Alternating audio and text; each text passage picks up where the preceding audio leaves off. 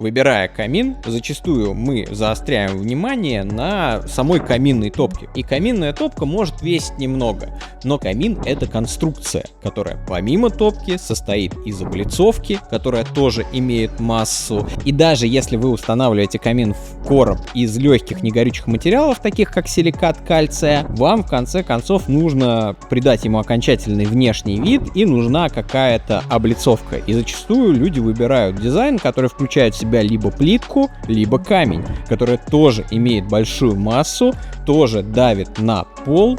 И в данном случае важно что? Важно, чтобы общая масса камина, а не только масса самой топки, была такова, чтобы ваши полы ее выдержали. Иначе может случиться так, что изначально задуманный вами концепт, допустим, камин в каменной облицовке, просто не получится смонтировать на ваших полах.